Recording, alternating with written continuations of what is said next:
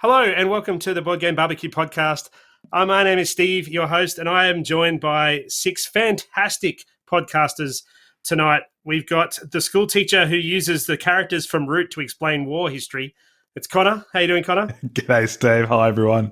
How are you all doing? Very, very well. Thank you. We've also got the man who has spent the last week 3D printing a new back deck for his house. It's Mike. How you doing? Good, mate. Good. Hey, guys. We've also got the one who is dreading tonight's show as he writes all the show notes for every game we put up. Risco, Snapfish, it's Dan. Okay, so that's six already that have to go in the show notes. Thanks for that. And another one who threw a party last night and is still celebrating today after finally winning a Lacerda game against his wife. How you going, Def? I'm good, thank you. That was good fun. They're getting better. I want to You put a lot of work into this. So today, after the announcement of something coming about HeroQuest, she promptly put her house on the market to prepare for the Kickstarter. It's Sarah. Yeah, everything on the line for that one. And finally, the man who has managed to convince everyone he is a fireman. It's our resident IT tech. It's Mitch. Yeah, putting those fires out on a daily basis. So they're metaphorical fires. Is that what Metaphorical fires. That's it. Yeah, we heard cats. We put out fires. So if you're wondering why we got so many on tonight, we've decided to do a bit of an all-in. We've got a few things happening tonight.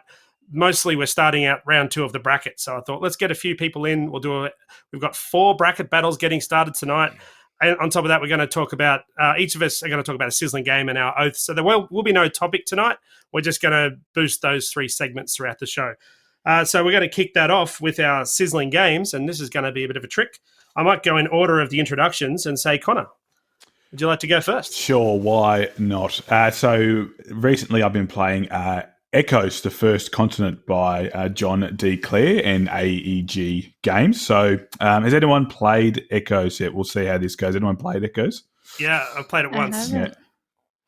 And I played it and I'm like, I really need to play this again, and I haven't. Yeah, and it's definitely one of those games because I'll explain briefly what it is. It's an engine building game where you are building the first continent on Earth. And the way that you do that is through a bag drawing mechanic. So there's a range of different tiles inside the bag. And each time you draw a tile out, you have an option to use that. It's kind of like an energy. So you use that energy or an element that you put on your cards in front of you. And then as those cards get full, you get to use those cards. And some cards have multiple uses. Some cards have one. So they're these square cards that you use. And what happens is you keep going and it's simultaneous play. So it actually goes by quite quick. So one person is the harbinger or harbinger, and they draw out, depending on how many people you play with, but they draw out one tile. And when you draw that one tile, you can choose to either place that element on your card or turn a dial that lets you sort of accelerate a little bit later down the track. The powers that the cards give you range from placing hexes on the board to create more landforms, placing animals, and then scoring points. So the whole idea is for you to get to 60 points.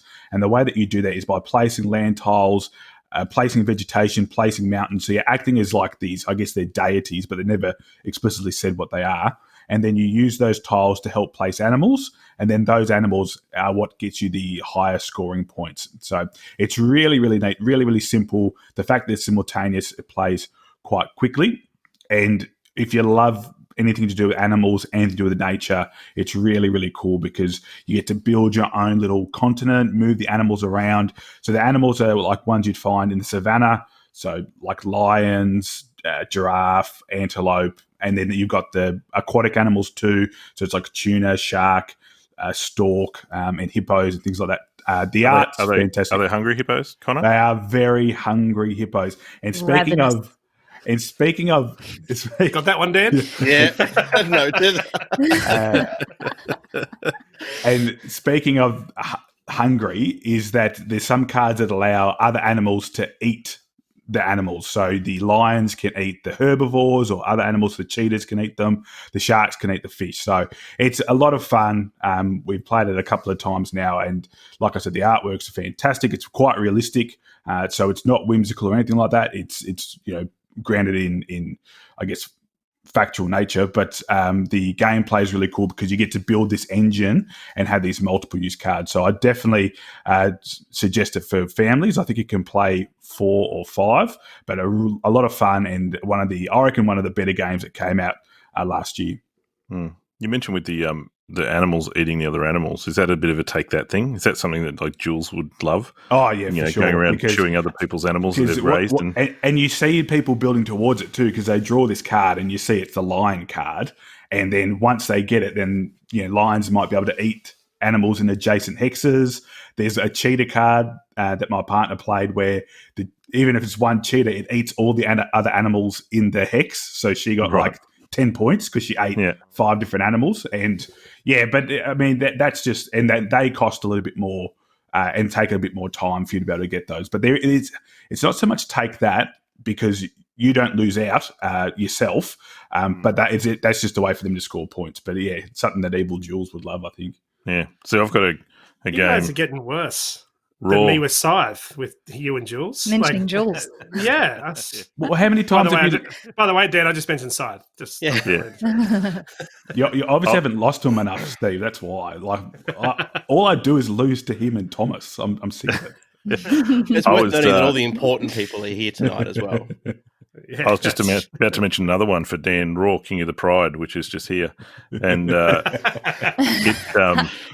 it has a mechanic where you're basically building up a lion pride, and in order to keep your opponents in check, because it's sort of area control, you eat their cubs as they're growing so that they can't increase the size of their tribe.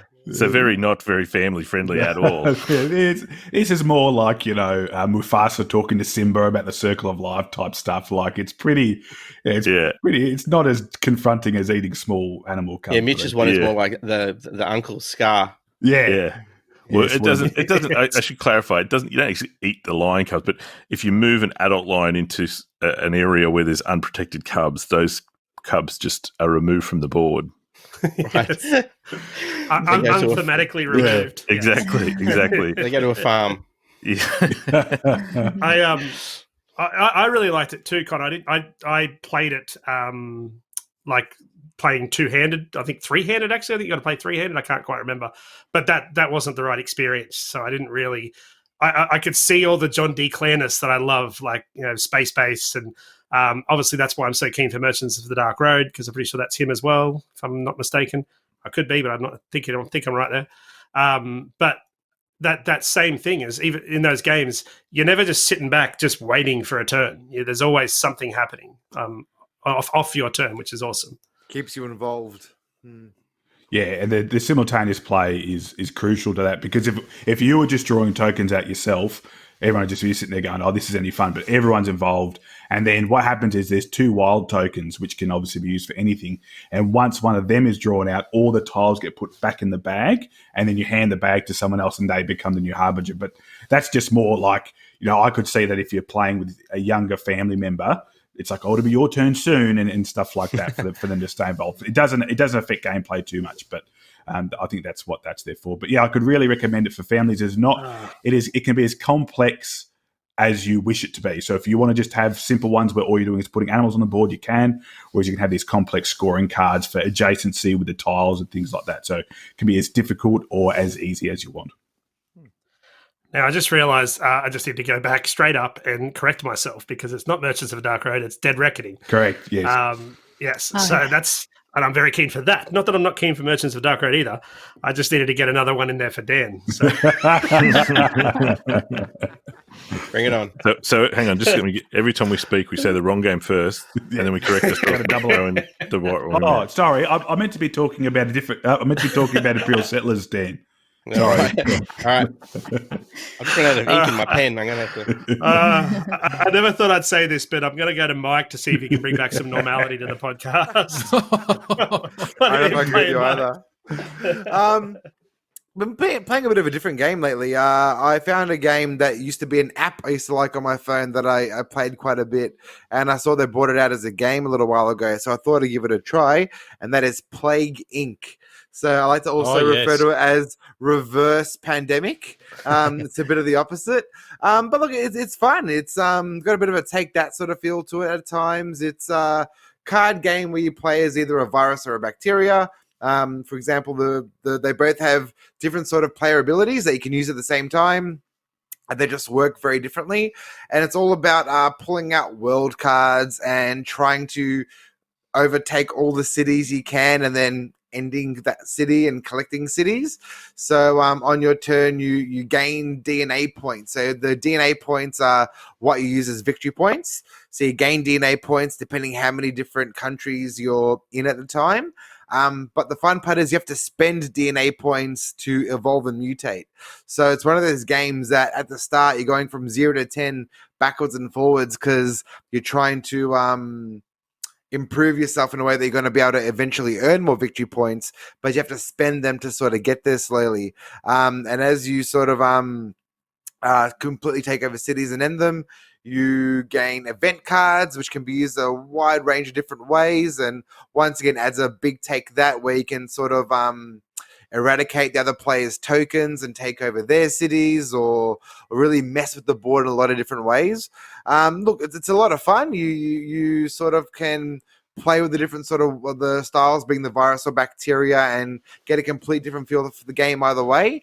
But it's just a lot of fun. My partner's been getting very, very angry because I've won all 4 or 5 games so far, and it's one of those things where she's just on a mission to beat me and really, really keen to get the lead on that. So just been a bit of fun playing that and trying to improve my score every time and find new ways of playing. So that's what we've been getting to the table lately. Is it virus versus virus, bacteria versus bacteria?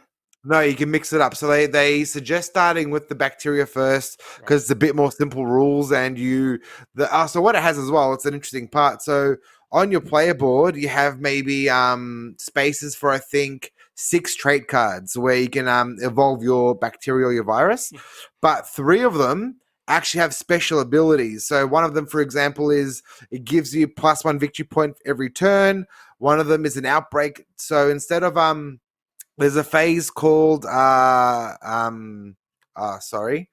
it's where you infection. So you infect more places. You have a certain amount of tokens that you can place. But instead of infecting, for example, 4 different places, you can outbreak instead. So, for example, to spread to a different country, you have to be able to survive in an airplane or via boat transmission and find a place to travel via boat or via airplane. And if you don't have that, you can forfeit that turn and take an outbreak, which means you can place 1 token in a complete different place. But you have to allow for some places are cold environments. So you have to evolve to be able to survive in cold environments or hot environments. And it's very different and silly, but quite enjoyed Silly. it. And, a little bit too real for me. I know. It's a bit thematical at the moment, but it's not why we play it. It's just something a bit different, and because it's an app that I used to like, that's why I thought I'd give it a try, and it's a lot of fun. But what I was getting at before, the virus or bacteria actually have special abilities where you can put trait cards. So as you evolve, you have to put your cards over those abilities, meaning you take them away from yourself. So it's a bit of a choose how you want to play and forfeit some special abilities to improve, but a lot of fun. So do you know if it was sorry, Mitch. Sorry, was it the app first? Was it the digital version first, then the game? Absolutely, yes, correct. Right. Yeah, and I used to play it years ago, so I noticed the logo. I'm like, oh, I've seen that before, and watched some gameplay and thought it looked fun, so I gave it a go. I'd find it hard to play that game, I think, now that I've played Pandemic so much. And one of the things I love about Pandemic is that you're the hero. Yeah. You're kind of like the one that saves the day. Is it sort of hard to go to that other side? I equated to playing something like Grand Theft Auto on the computer where you're robbing cars and stuff that I wouldn't normally do every day, Not every day. Don't you live in Western Melbourne? Well, he does live in the western suburbs of Melbourne. Yes, that is true. Well, it's one of those things that, taking the theme away from it, because in the end, it is one of those thematic games where the theme is sort of painted on. I guess you could replace it with something else if you really wanted to. But more for the gameplay aspect and strategizing, that's what I find fun about it. I know it's a bit crazy at the moment, I had to think twice whether to bring on the podcast tonight, but it's a game that I've been enjoying, and for no other reason that it's a fun game to play, so it's like I said, been a bit silly and fun, but I've been having fun with it. Hey, Mike, with how similar is it to the app? Do they do a good job in turning the app into a board game, or is it just like same name and just a whole different type of game? I think they do, especially when you have to take in consideration things like the being able to travel via land or air or sea, or if you're heat sensitive or cold sensitive, things like that. I think they did a good job of it. I think they actually did quite well. So the way of trying to get victory points and spending your DNA points, I don't know, it's fun. And I think one of you guys recently spoke about a game where you had to spend victory points to earn them. And I haven't played a lot of games like that. I think this is actually one of the first ones I played. And it's that real hard thing. Well, I could just not evolve much and keep gaining victory points, or I can spend them all and try to do something else. It's that fun part of trying to decide what you want to do. And I've quite enjoyed it for something different. How does it play with more than one players, Mike? Because I've played the app years ago as well quite a bit, and it's really good fun. But it's almost like a game I can't even imagine how it plays with more than one. It actually plays really well. I'm looking forward to playing with more than two. But for example, if a city has five, a country has 5 cities, you can infect all 5 cities. But if I put one of my tokens in your city, that means when you eventually kill the city, I'll also earn an event card. I get points for it as well. Benefit from it. And it also is about area control. So whoever has more tokens in that city gets benefits from it. And so you might want to play one of your event cards to take 2 of theirs off and put 2 of yours on and get dominance over the country. So that's where the sort of multiplayer part comes into it. Also, at the end of game, there's a bunch of bonus points where you get the most points for controlling the most cities, or having the most cities in a particular country, or whatever the case is. It's lots of little different tactics they have at the end there. But it's one of those games as well that you can't really track who's winning the whole way, because the victory point track doesn't do too much for you. It's more when you actually start looking at the end of game bonuses, which you can't really allow for during the game, because you don't know who's gained the most cards in this country or that country, and you don't really see it coming. It can catch up very, very quickly at the end. I could be wrong, and I could just be totally making this up, but I'm pretty sure when it first came out, it was actually called Pandemic. Oh. And then they changed it to Plague Inc. Like the video game was initially Pandemic, and then somehow that changed with the Pandemic board game that we're also familiar with coming through. Maybe. I could just be making that up, but it sounds good, and I'm sticking with that story. So I like it, and I'll roll with it, mate. I'll roll with it. I reckon it'll be fun to play one after the other. Play Plague Inc. and then play Pandemic. I reckon that'll be a fun little thing to do one day. You can even there's got to be something out there for that, surely, where the way you leave the board in Plague Inc. is where you come in Pandemic, and fix your own mistakes or something. I reckon that'd be fun. I reckon that'd be so cool. Absolutely. And I've just purchased it on the iOS App Store. It's 99 cents. So I'm going to check it out. Oh, 99 cents. Yeah, Jeez. I had a lot of fun with it. It's fun. It's challenging, something a bit different. Why not? Enjoy. Tell me what you think. Well, Dan, if you can pull yourself away from your phone for a moment, would you like to talk about what you've been getting to the table? Yes. Now, this is one for the books, because as Mitch knows, I'm known for the lightweight games of the group. But my last oath was to play Trickerion, which is the heaviest game in my collection. I think it's a 4.2 or something on Board Game Geek, and one of the members of the Board Game Barbecue Facebook community actually messaged me and said, if you're going to play that, I'm happy to teach you. So shout out to Wesley. We jumped on Tabletop Simulator during the weekend. He took me through Trickerion. It was about 3 hours to play, but it was about 45 minutes to explain the game to me. But he was an excellent teacher, and I bloody loved it. It was so good. So Trickerion, it's set in this city called Magoria, which is like old school magicians. Have you ever seen the Christopher Nolan film, The Prestige? Oh, That's Love the sort that of movie. era. So good. That's the sort of era we're talking Cool. about. It's a worker placement, which is not something that I'm familiar with because most of my games are all sort of family games or co-op games. And you play the role of a magician, and you have individual skills right from the get-go. So I was a magician that had quite mechanical skills, and Wesley was playing a magician that had a lot of optical sort of illusion-y sort of skills, and that defines what kind of tricks that you can create during the course of the game. So there's 4 places on the board. The board is quite intense, but once it was explained to me, everything makes sense and everything flows really well. At the start of the round, you have your character, and you might have an assistant, or later during the game, you can hire an engineer to help you craft better tricks. You can hire a manager to help get you more promotion to get when you appear on stage at the theaters, and there is an assistant and an apprentice who helps in the workshop as well. And you have a series of cards which represent the downtown, which is where you can do things in the city, the marketplace where you can purchase items to build and craft your tricks. You've got the workshop, which is your own dedicated workshop where you build those tricks, and then there's the theater where you go and perform the tricks. And you decide what cards or what destination you're going to assign to each of your characters, and then you flip over all at the same time. Now, this wasn't a mechanic that I'm familiar with, but that maybe you guys can say if there's other games that do the same thing. And then you each take it in turns to start placing your characters around the board. So there is a bit of blocking at play, because there are certain sweet spots downtown where you can hire assistants or managers. You can get money from the bank to help you afford better tricks, or there are the place where you can purchase the tricks themselves, almost like the prototype or the blueprint of the trick.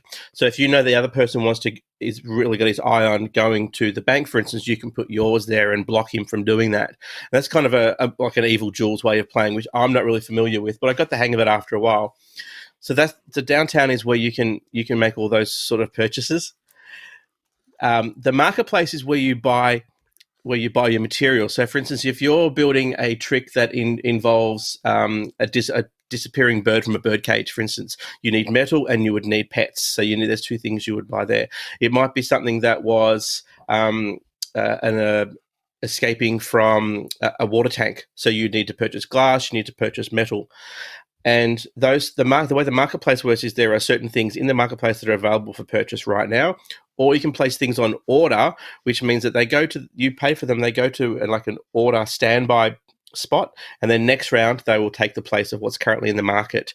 So you can pre-purchase things that you want to build next round, but you're also almost giving the other person a heads up of what's coming into the marketplace as well. So you got to be the whole time you're working towards gaining victory points, or fame points, I should say, at the theater for your performances. You're side-eyeing all the other magicians to see what they're doing and when they're performing, what tricks they're building.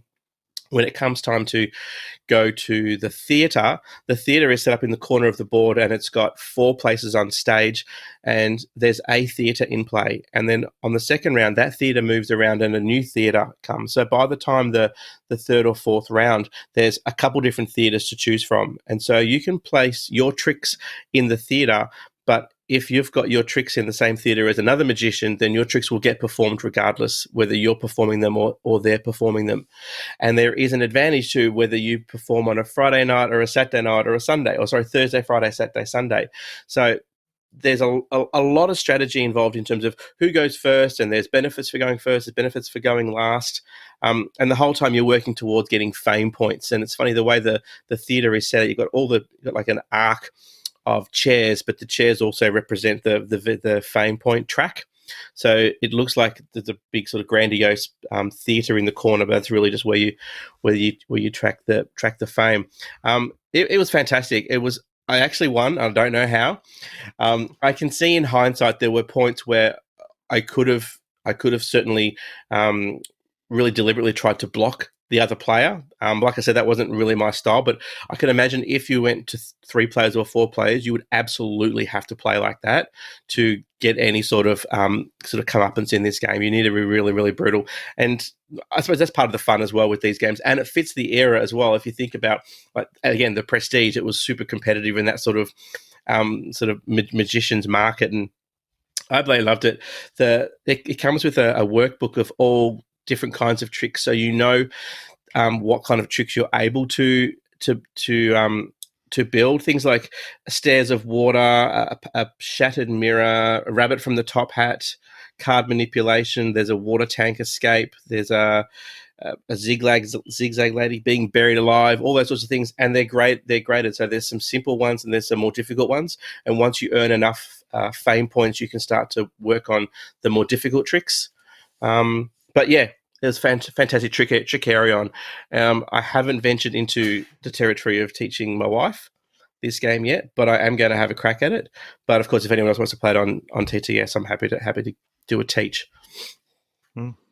Sounds awesome. I know you said you haven't played many heavy other games, but could you give us maybe 2 or 3 names of other games that you would compare it to, Dan? just so I can add them to the show notes. No, look, I don't play very many heavy games at all. So, got no totally idea. new to you. You guys are the ones that have introduced me to a lot of heavy games, to be honest. Something like War of Whispers. I would never have played something like an area control kind of game. And no sooner did Jules teach me than I beat him. So maybe I have a knack for it. You're like the anti-Jules. We need to play more games with you, Dan. Like it was funny because in the final round, Wesley, I hope he doesn't mind me saying this, but I knew he needed to go downtown to get a few things, and I had everything I needed. I had everything ready to go, and I had all of my tricks already crafted for the final round where I was going to start putting him in the theater. And I did actually have a card to go downtown, and I was going first. So by all means, I could have actually gone, well, I'd go into the theatre regardless, but I am going to place one of my guys downtown. I'm going to take this sweet spot here because I know that's the one he wants. Yeah. And I decided not to. And he looked at me and he actually said to me, yeah, you made a mistake there. You should have taken that. And I'm like, yeah, I know I probably should have taken it from you, but it's not really my style.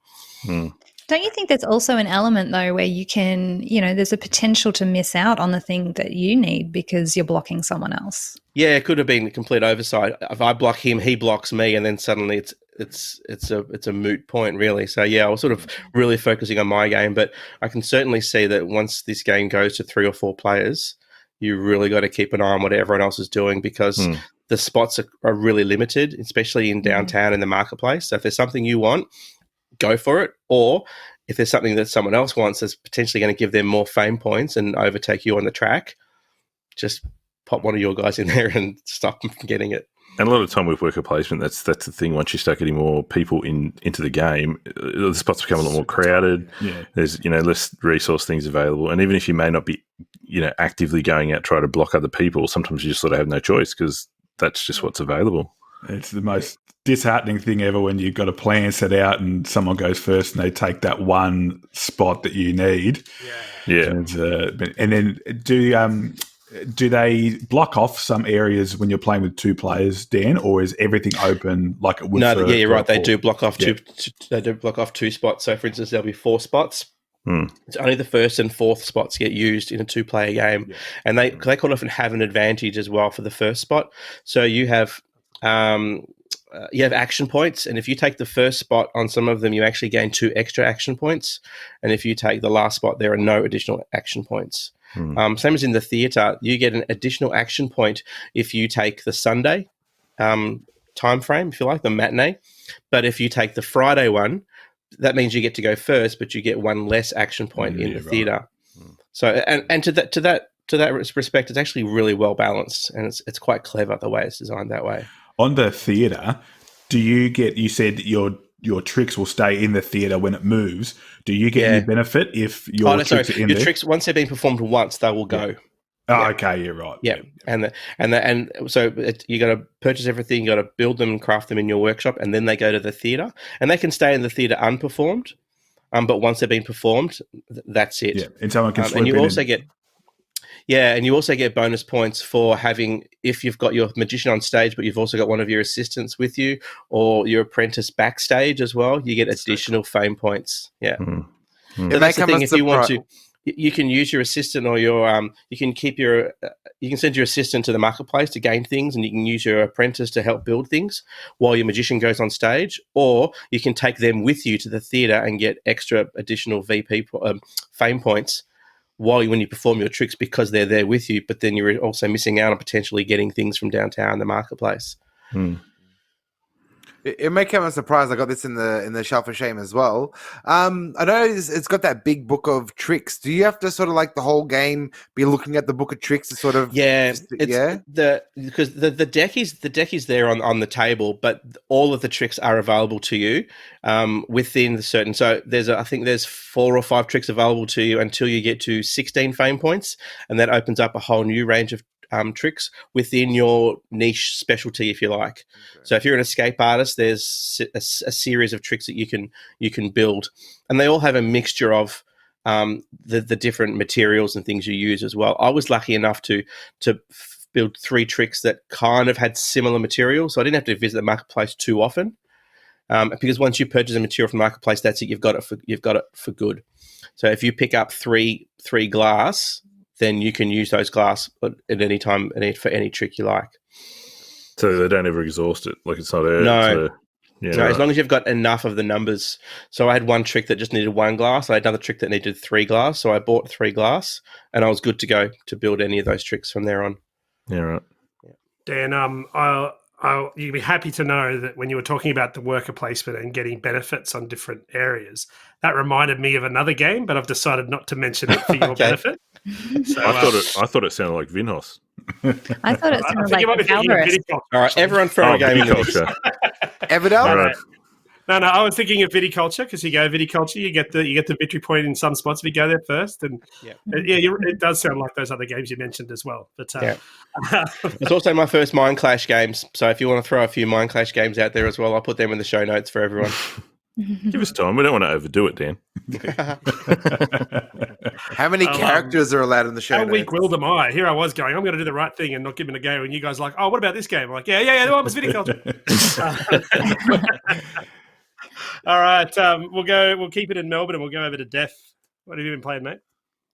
A couple of things. So it's a bit of a toss-up between, El Lacerda game, surprise, and another Lacerda game on Mars, and the other Mind Clash game, Anachrony. So I think I might go with that because we've spoken about on Mars quite a bit, and so Anachrony, it was in my oath for the last time. So Mitch and I, got it at the same time. He was kind enough to order a second copy for me. So Anachrony it's a worker placement game. I think it's closely complex as Trickerion, maybe a little bit lighter, but essentially it's about an Earth in a few centuries in the future, and a huge catastrophe has happened, and people are living, some underground, some in isolation, and there's very few survivors, and they accidentally create some monuments with a crazy unknown material that they've discovered, and that opens a passage through time to the future, and they find that they can go back and forward into the future, and they see that the reason for the catastrophe was some kind of asteroid impact that is coming in the future. So it has a very, very interesting mechanic where it has 2 completely separate areas for workers. So you've got your own player board, which is meant to be the capital, and so you've got workers that can simply go there and take actions.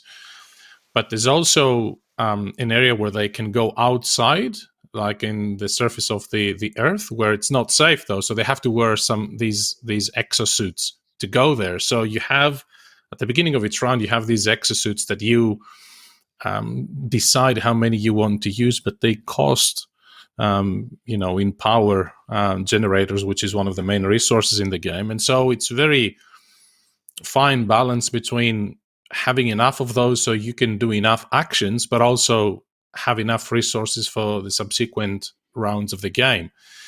And it has a couple of very cool mechanics in it. One of them is that you can actually travel to the future and bring back any resource that you want at the start of every round. So at the start of every round, if you're missing, some resources or some special workers, because the workers are all different. You've got scientists and engineers and administrators and things like that, and they can take specific actions. So if at some point you're missing a scientist or you need, some gold or some other resource, then you simply sort of order it in from the future, and you simply take that resource, but that leaves like cracks in time. So after that, every time the round finishes, you advance to the next era, and then you only have a set period of time that you can travel back in time to that era that you had used those resources, and you have to return them from your future. Otherwise, it opens up rifts in time, and you get all sorts of anomalies in time, and you get hit with every anomaly is essentially a penalty for victory points at the end. So it's a very unique game in terms of theme. I found it very refreshing, compared to what we usually see. The theme is definitely, something unique. The game plays really well. One of the things that I found is that it's almost as if there is one element missing towards the end. The game almost turns completely in a pause halfway through, because after 4 rounds, the actual asteroid impact happens, and after that, you get an additional action at the top of the capital where you can start evacuating people, essentially. So it has that additional element of whoever gets there first gets some extra benefits and things like that. And the other thing is you have these 4 different factions. The game calls it paths, which is essentially people that have, gathered in groups, the survivors, and they have different approaches to life. And you can play the game with the same powers for everyone on one side, but if you turn it around, they all have different powers and different starting resources and different ways to progress. So it has a bit of a symmetry as well. It doesn't, vary hugely, but it is there. So yeah, we've enjoyed it quite a bit. Anachrony, Mind Clash Games. These 2 games don't sound cheap, and I've written both of them down. That's even just I don't know whether I'd get it to the table, but just the story, the concept of it is fascinating. It would make a brilliant movie or a novel. Just the fact that you can, if there's something you need, you just pop into the future, take it, and bring it back, and as long as you return it. But it's not as easy as that either, though. Like when you got to return it, you can't just travel back in time and go, oh, it's this part of the game. I will go back in time and turn our resources back in. You actually have to build a building that will allow you to travel back in time. And that building maybe only allow you to travel X number of segments at a time back in time. And if you can't get to the segment you had to go to return your thing. So it's pretty full on. Like trying to get pay those resources back is a challenge. So you got to get the resources, and then you got to start to plan ahead to say, well, I'm going to have to build one of those buildings sooner or later because I've taken all these resources that I know that at some point I'm going to have to start paying them back. What I love about that is that it's actually, the game actually rewards you for that. So even if I found myself, even in rounds that I didn't need a resource, an additional resource that I wasn't sure that I needed something, I would still put something down there and create that rift in time, because the game rewards you for going back in time, doing these time travels and placing stuff back to their spot or their place.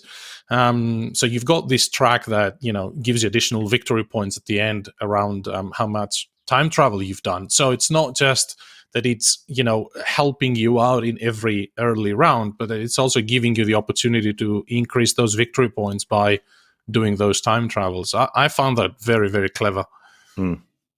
Sounds cool. Yeah, I enjoyed it when I played it. I've only played it once. I really want to play it some more because I just got destroyed the first time around. I was just trying to figure everything out. But it's one of those games where you kind of a little bit battered after it. Well, I was anyway, because it is pretty heavy. But once you sort of get through it, you go, it all makes sense now. I think it all fits together. And now that I know what I'm doing, I'd really like to have another shake at it. Were you trying the solo mode, Mitch? I was just about to ask that. No, I wasn't, because the version I got, they stripped their solo mode out of the Essential Edition. Oh, okay. Because they've packaged it in with the new expansion that's due to come out. So the one that Def and I got doesn't have. You can get the solo mode as a print and play off the Mindclash website, which I tried to do, but I'm so incredibly inept when it comes to crafting that after I'd printed out the player boards and the cards, and I was halfway through laminating it, I was like, I'm done with this. This is nonsense. So yeah, I'm lazy with that stuff too. Yeah, so I might wait until see if I can possibly purchase the expansion that has the official solo mode in it as well. Okay, so you were just playing two-handed. No, I played with a friend who. Yeah, you did play with I have some of them. Yes, every now and again, they let me out of the asylum, and Mike's genuine look of surprise. Like, what? You played with them? Yeah. That's hilarious. I've actually played Anachrony once, and I felt so sorry for the person I played it with, because it was a fair bit heavier than I think at that point anything else I'd played, and I just was struggling. It's you really do have to have your ducks lined up. So I really like it. It's just I'd love to play it again actually. A massive amount of foreplanning. Like, even with knowing, like, that's the decisions that Def was talking about with trying to work out, well, how many mechs do I need to charge this round to do actions on the mech board versus because you've also got worker placement spots on your player board, but you don't need mechs for those. You can just use your workers. So then it's a balance between, well, how much resource do I put into going and doing the mech actions versus how many do I... And you find sometimes, well, I found anyway, that I'd get to a point where I was like, oh, I've totally messed up my allocation of resources. I've got all these workers left on my player board, but I don't have any actions left I can take with them. Yeah. I should have maybe spent more on the mechs and sent them out into the field, but it's too late now. So it's really a sort of a forethought game. Did you find that, Dev? And I found the same thing, and I had it the other way around as well. I would charge too many of these exosuits, and then I was like, I either don't need to go to the surface to take those actions, or I don't have any workers anymore because they're all asleep. Because the game, the way it works is when a worker goes and takes an action, then 9 out of 10 times they go to rest after that. There's very specific actions that when the worker goes there, they don't exhaust them. So they can come back, and the next round they can still be in play. But if they go and get exhausted or go to rest, then you have to wake them up somehow. And there's a couple of different ways to do it. But it costs, either an action or resources or both. So you have to balance that, how many workers you use and how many suits you charge for the surface. I thought that was, the best part of that game, together with the time travel idea, which was great. I think we all know foreplanning is just as important as the actual game. Is that a sex thing? Oh, wow. It's a stupid joke I thought of, and it made me excited to say it. It was Dan there. made it funny. It was Dan there. made it funniest. Sorry. All right. I'm just glad I didn't make the worst joke on the podcast tonight. No, you did. It was horrible. Not yet. It was horrible, but they're my favorite kind. Hey, you've set the bar high, Mike. I'll try and come up with something worse than that later. All right. All right, done. Bring it on. All right. Well, we're going to head up the highway and go and speak to Sarah about what you've been getting to the table. I'm very excited. I got an inkling. I know what this is going to be. Yeah, I think we might have a double sizzle tonight. I don't know. Oh, we'll see. We'll see. Ooh. My sizzling game is Jaws of the Lion. Oh yeah. So, when I first heard that Jaws of the Lion was coming out, which, if you don't know, it's sort of a simpler sort of introductory version of Gloomhaven. When I first heard it was coming out, I thought, I don't really need that. I've got Gloomhaven. I've got Forgotten Circles. I haven't even gotten through the main campaign of Gloomhaven yet. I've got plenty to go on with. And then I thought to myself, I might be able to get my son to play Gloomhaven with me with this box. Yeah, so I got it, and I have to say the mission has been accomplished. He has played it with me. We've played a couple of scenarios, and Mark's been playing it as well. So we've been playing it as a family, and he loves it. He took the character that I wanted. He took my hatchet character, but that's fine because parenting is about sacrifice. So he's playing with that. I've got the demolitionist, which I think it's probably the one that's sort of aimed for. If there's a young girl in your family, I think they'd probably be attracted to that because she's got like painted love hearts on her bombs and things like that. She's very cool. So I'm enjoying playing with her anyway. So there's brand new characters to play with, and another great thing about it is that there's far less setup. You just open that and back up. You just open that scenario book. And away you go. And it does feel very much like Gloomhaven. One of the funny things about it is we've been, playing through there's a learn to play guide. It makes it easier. The first few scenarios, you don't have as many rules. It's sort of a pared back version of Gloomhaven for the first few scenarios. And I found it very hard to unlearn what I had learned. Yes, I agree. I did. So I added so many things. I was like, I used the monster deck. I didn't realize I wasn't meant to use the monster deck because I get too excited about games. I don't read rule books very well. I'm just like, let's just play. I was using the monster deck. I was putting traps out and I was taking all these photos as well as we were playing. And then later on, I put it on Instagram and someone was like, oh yeah, you're not meant to use you're not meant to use them. Where are these traps coming from?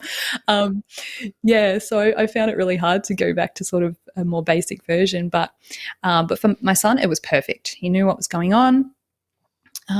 He was having fun deciding whether, to use a bottom ability on one card and a top ability on the other. And, I could see the cogs ticking and he was really enjoying it. And he really loved his character, loved naming it. I saw he, after he'd taken his turn, he was like doodling little pictures, little cartoons of them.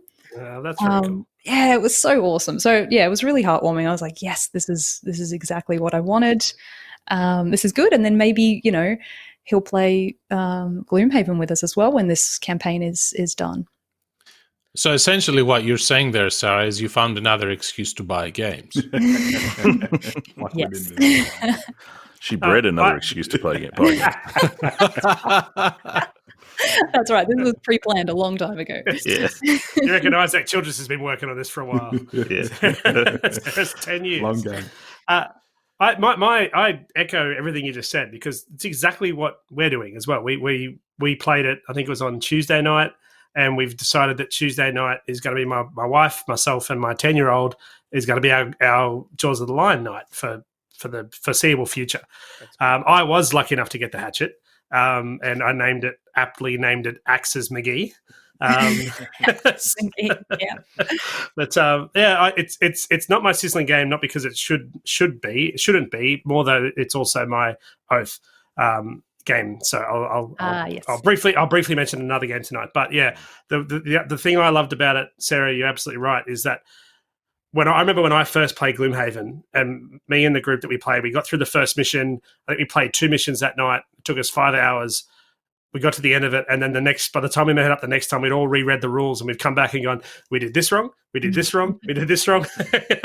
And this is just so stripped back and so easy that you do the opposite. You actually introduce stuff that you think should be there. Yeah. So when we were setting it up, I gave them all their character books and said, all right, you've got to come up with a name for your character, and when you collect coins will show up when monsters die, and then at the end of the first round, it says, okay, now take a character book, give your character a name, if you would like to continue with this character, or you can try one of the other ones. I'm like, just disregard that. We've already done that. We've jumped ahead. I guess the only thing it missed was like a sheet of paper that says, if you've already played Gloomhaven, this is when we introduce this and this and this sort of thing. Mm. Yeah. But I'm a massive fan, and for the same reason, my son is just like, I can't wait till next Tuesday, and my wife wasn't as big as a fan, but I think it's been an interesting mix for her. Because she's watched, it's all of our friends that we play Gloomhaven with, but she's not part of that Gloomhaven crew because she's always doing other things when we have game days. She's got a job and stuff. But she's watched that, and then she's watched us play this first mission, and she's like, "Oh, that looks a lot easier than I wanted it to be." Yeah. So I'm like, but apparently it's only the first 5 missions before you start getting into real Gloomhaven. Yeah. So yeah, hopefully she'll pick it up later. But that enjoyment anyway. So yeah, Well, it was excellent. I'm quite annoyed at you both now. I'll just lay it out there. Okay. It's not going to be pretty because I had convinced myself I didn't need to buy this game. Because I'm with you, Mitch. I thought I've got Gloomhaven. I've played it only a handful of times. I've spent the last 2 years trying to organise times and dates and things to get people together to play it. And I was assured in the fact that I'd made the right decision and I didn't need to purchase this. Wrong. How many characters are there to choose from? 4.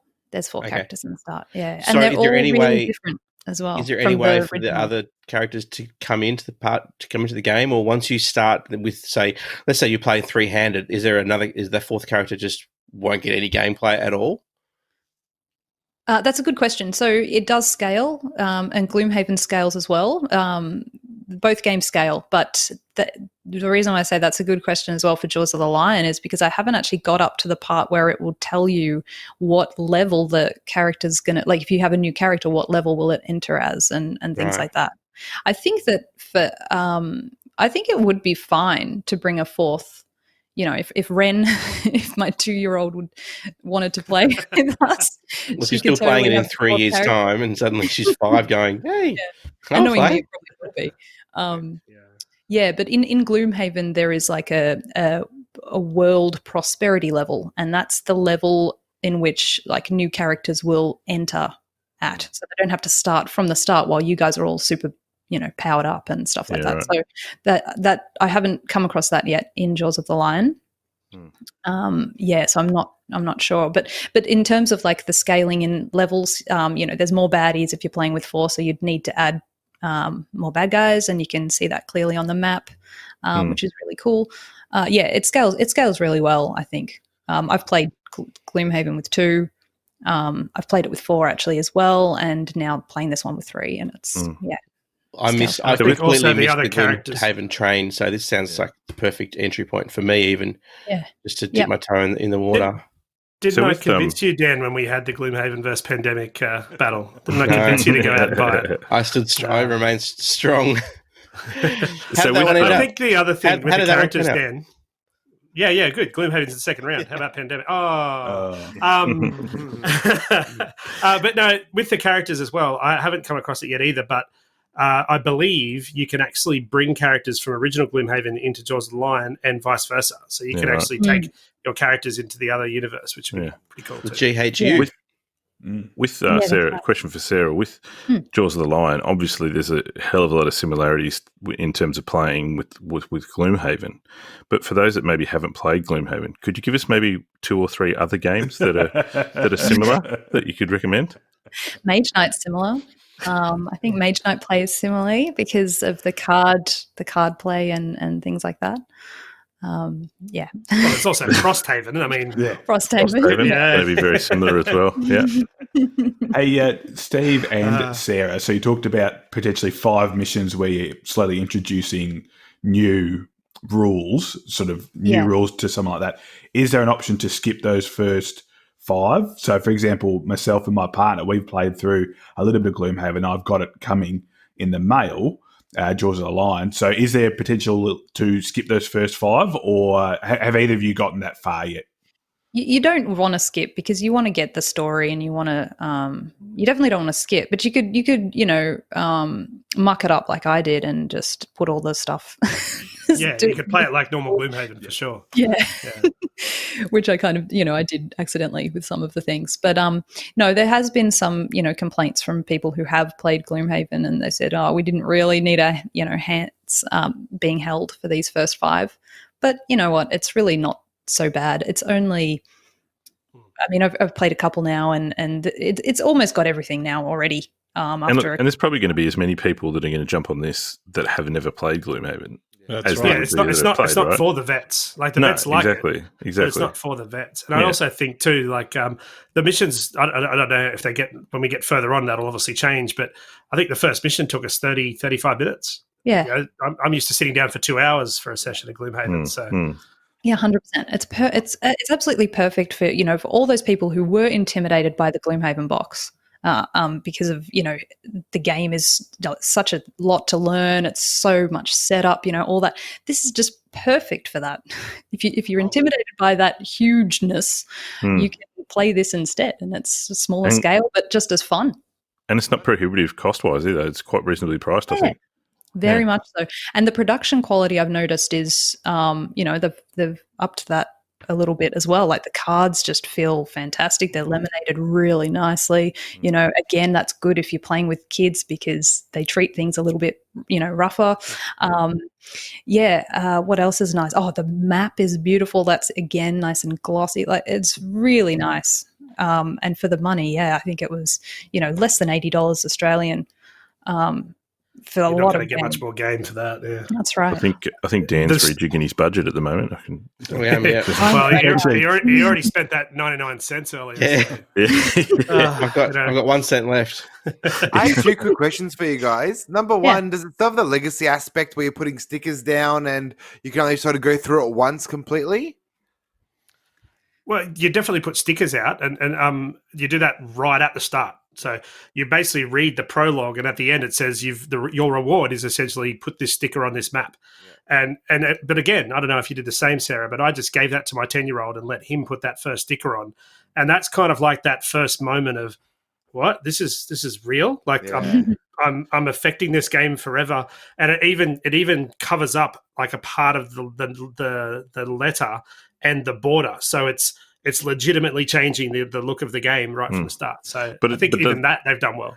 But that wouldn't stop you from playing it again. Like if you played through it once with one group and then you said, "Hey, let's go play it again," just because you stickered it all out, you could still play it effectively, right? Without having to, you just wouldn't get that experience of putting the stickers down again. Yeah, I think so. I mean, there's a few things to unlock in there, isn't there, Steve? I've seen, I haven't unlocked anything yet, but there are things to unlock. But I think it seems to be that it would be replayable. You can also get the removable stickers from Sinister Fish, who've done that for the other two Gloomhavens, well, the Gloomhaven and Forgotten Circles. And they also even say I think it was in the rules, I'm sure I read it in the rules, where it actually says if you would like to play this more than once, then you can make a list of, and you can actually download a list and sort of just checkbox it if you wanted to go down that road as well.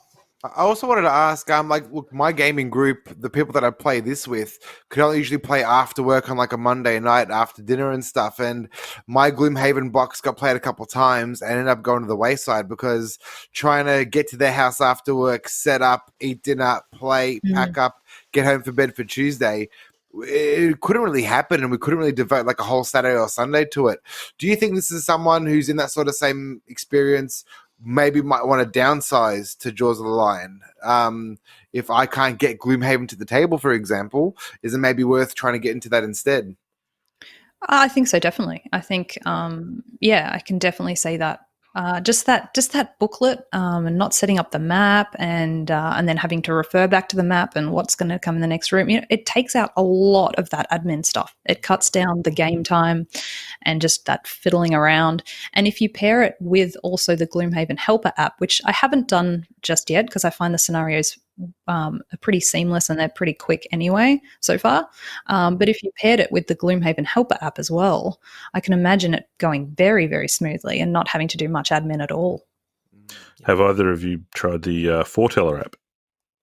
No. Which is the app that reads the story out to you and as you go and thematic narration. Yeah, we did it all. We've got the Foreteller app and we've got Gloomhaven Helper because we've got a TV in our games room.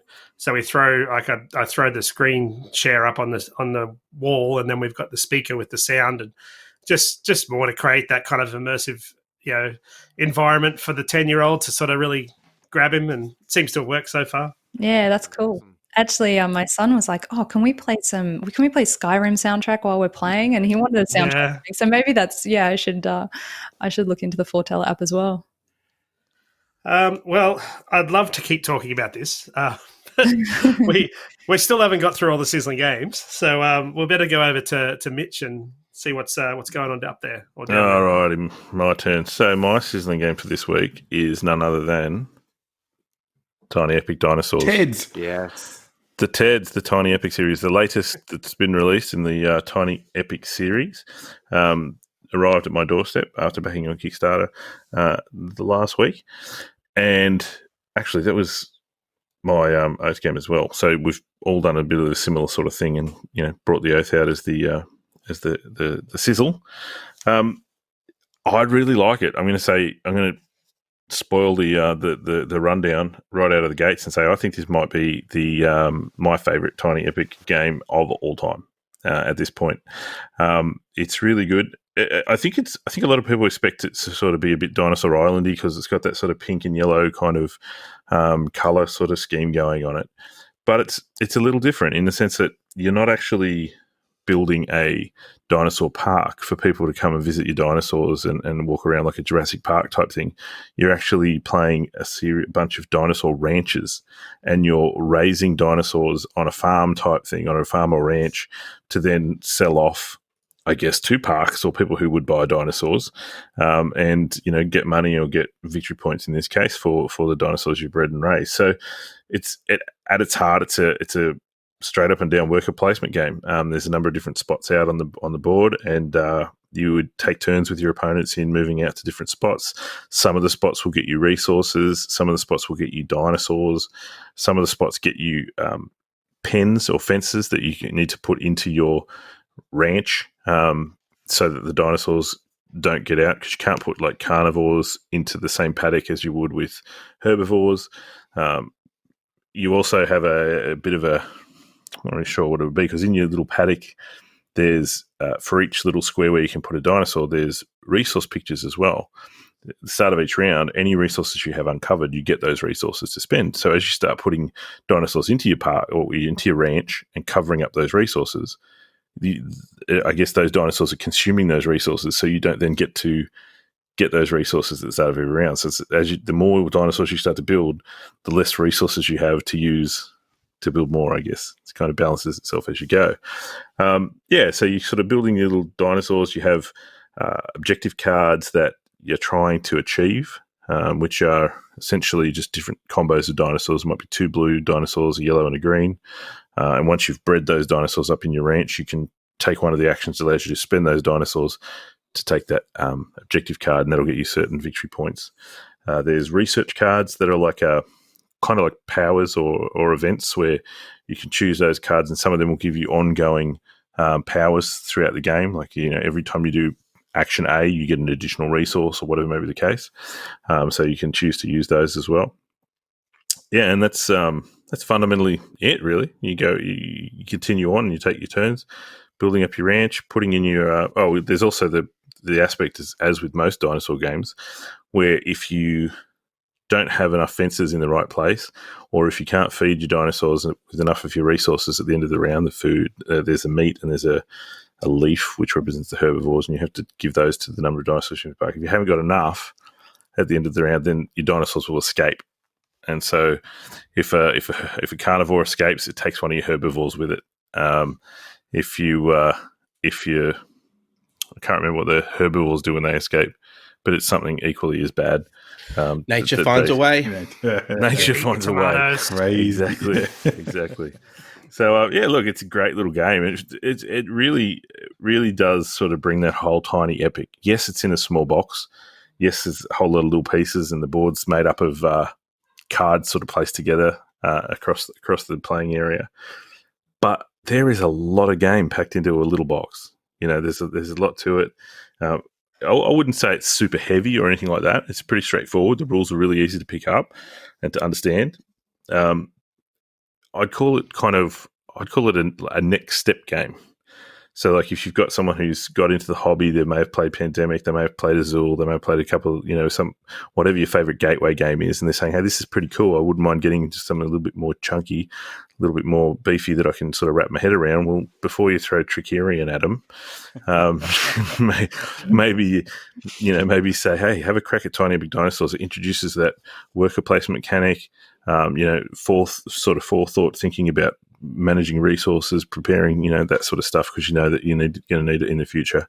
Yeah, it's a great little game. Yeah, so Tiny Epic Dinosaurs, have a crack and tell me if it's not the best Tiny Epic in the series.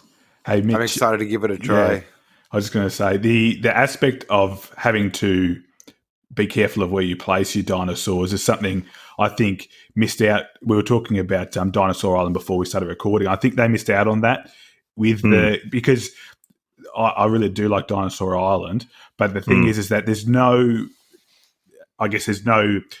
penalties to where you place things in Dinosaur Island. You can just put them anywhere on your park, and that's fine. Whereas, there's obviously penalties and benefits for pairing different types of dinosaurs together or away from each other. Yeah, 100%. If you put, there's actually a phase of the round where if you put two dinosaurs of the same species in the same pen, they reproduce and they produce another dinosaur. Oh. But which you go, that's awesome. That's cool because if I can get two of the same, then I'll get a third dinosaur. It's not always good because you've got to find somewhere then to put that baby in your ranch. And if you've got all your spaces filled up, that might end up in a pen with a carnivore, or you might not have if I space move to put it on. Carnivore with that baby, does that then get eaten? Thematically, We're back on this again, are we? They've got to eat somehow. The carnivore escapes takes another little dinosaur with it. And I think they go off to live a happy life in a park somewhere else. Yeah. That's where my dog went when I was a kid. My dad took it to that place. Yeah, Did it happen Can run around forever. Did it happen to you backing out place of the where all the driveway when it escaping animals go to. Mitch, in Agricola, if you have an extra animal, you can actually put it in your house. There's another really? game. Yeah, you can put it in your house, but I guess probably couldn't do that in this one. Yeah, I don't know how this is going to go, sticking a velociraptor in the living room.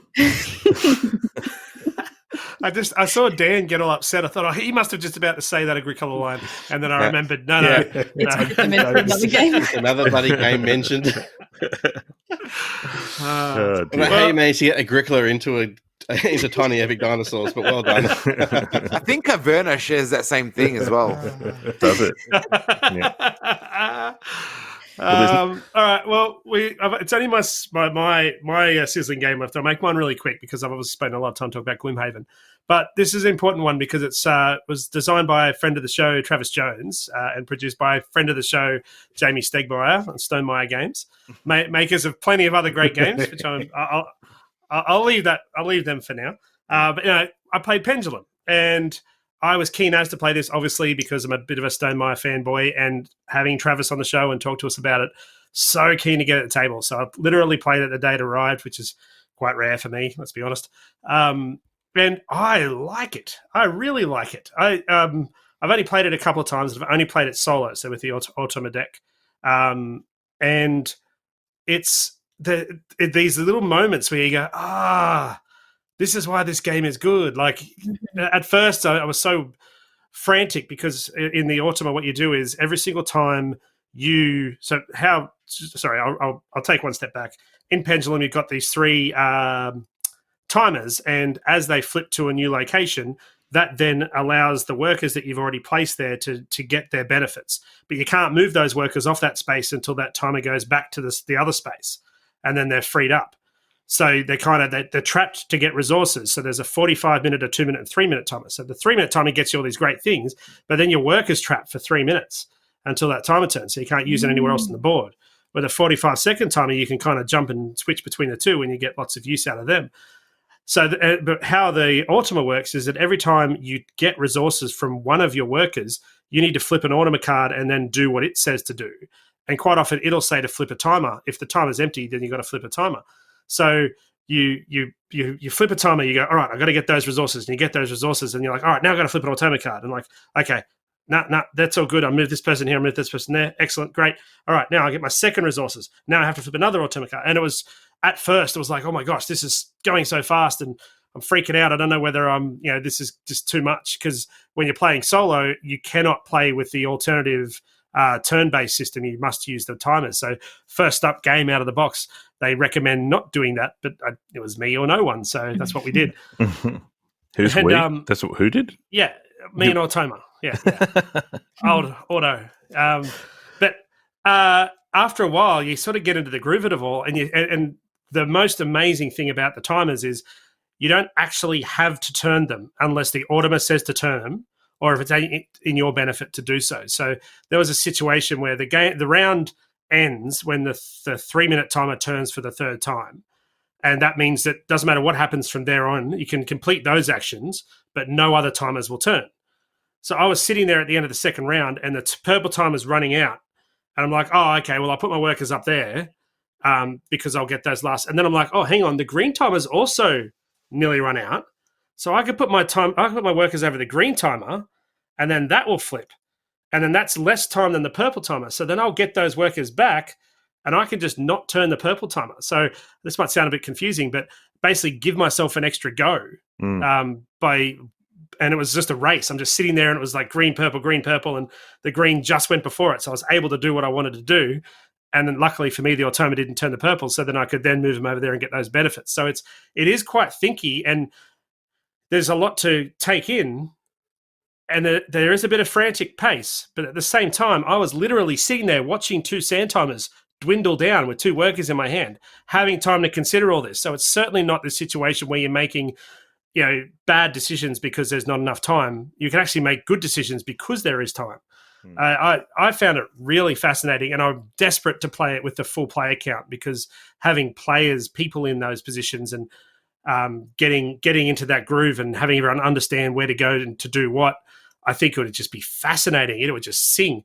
So there's been a lot of mixed reviews and I at this stage, I've only played it a couple of times, so this is more of a first impression than anything. But I've got big hopes for this game. I really like it, and I want to get a few players together, do the turn-based one for a couple of times, get people used to the mechanics, and then go straight to the timers. I loved the timers. I think it made the game. So yeah. I think people get a bit daunted by real-time games. I think there's always going to be people that don't like a real-time game. There was the same response with Captain Sonar, and I've taken Captain Sonar to the local, my games meetup, and I've had people like practically beg me, can we just do the turn-based one? Because it does, that frantic feeling is not for everyone, I suppose. Yeah, it can be anxiety-inducing for some people. Yeah. Yeah. Understandable. I honestly think, though, I think the anxiety and the pressure is only there. And for me, I only felt it in the first couple of rounds, and then everything just sort of settled, and you realize that you don't have to play it that way, and that's okay because again, you go back to that thing. It doesn't matter if the 45-second timers run out. If no one wants to turn it, it doesn't get turned. It's only when it's to your benefit that you actually flip it to take those extra resources or whatever else. So. Like I said, the third time the 3-minute timer gets turned, that's game over. Well, you might think, like each round goes for 9 minutes, but it doesn't because there's a lot of time where you just, that's right. Really, really good. I'm, like I said, very keen, and I haven't gotten to the advanced characters yet. I'm only on the basic characters at this point, but I'm not much of a fan of. I don't actually have. I think I've got Rival Restaurants as the only other game that uses real time, and that's only in one section of the game. So it's I was a bit worried about that too, but I'm a convert already. So well done. I'm definitely one of the people in the real time timer aspects gives me a bit of trepidation. I think I'm the type of guy that I think Twilight Imperium goes too fast. So, but I'll take your word on it, and I'll be willing to give it a crack anyway, Steve. Yeah, I think this would be a good game, like at a convention or a meetup where you can have because the games aren't going to go for too long. You play it a few times, and maybe by that third time, everyone will thoroughly enjoy it for that aspect. And then you don't have to spend the money to make your own mind up. You can use someone else's copy to do so. But definitely a different experience. I haven't played a game like that. Look, there's a theme, sure, whatever. Means nothing, to be honest. It's the gameplay that is everything. So yeah. Now, that is a lot of Sizzling Games. The fire's gone out. It's going that long. A lot of sizzle.